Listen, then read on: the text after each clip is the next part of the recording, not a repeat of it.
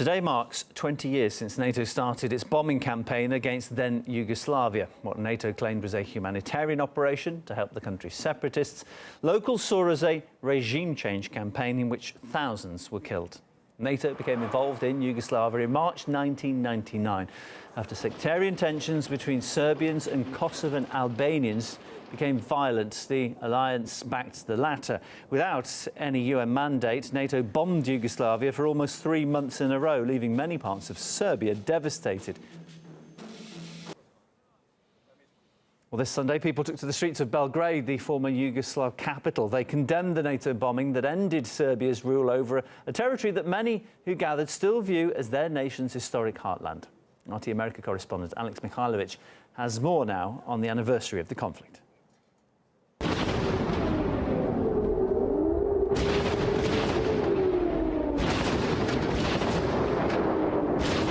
This was Serbia 20 years ago.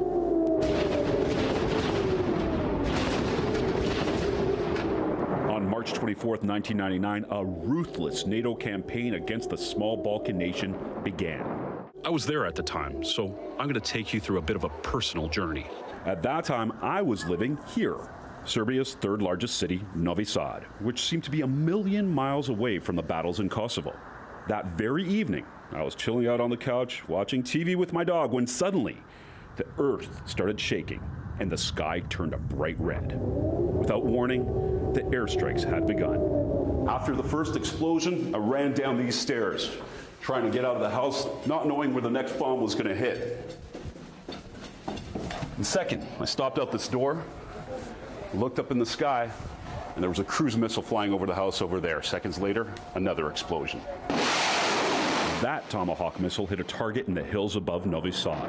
It was one of 55 U.S. cruise missiles used against Yugoslavia that night, followed shortly after by hundreds of fixed-wing bombing operations. While NATO failed to destroy most military targets, it was effective when it came to killing civilians.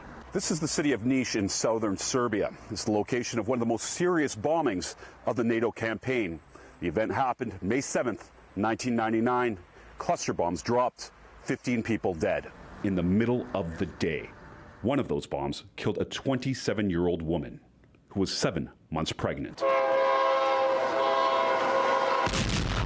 Did you see that? It happened on the Grdelica Bridge. On April 12, 1999, NATO planes targeted a civilian passenger train not once, but twice. At least 9 people died in the incident. Some say the number could be as high as 60. Today, the bridge where the attack occurred has been rebuilt. Walking around the site, which has become a monument to the dead, you can't help but reflect on the horror that happened here.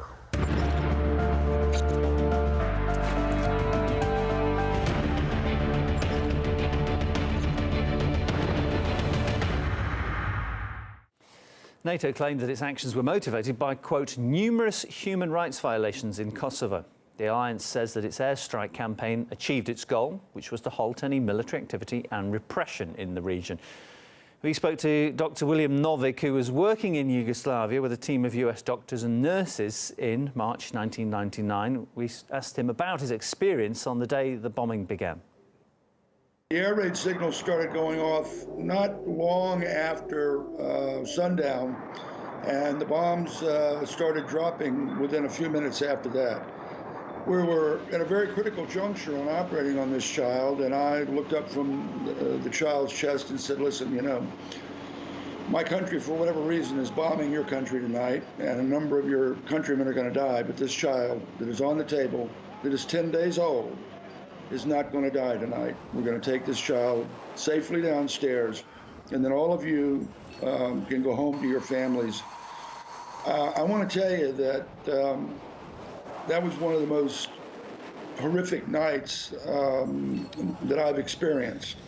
The children's intensive care unit is on the top floor, and there's a balcony that goes about 70% of the way around the building. I went outside with my coffee, and I saw a number of fighter bombers as well.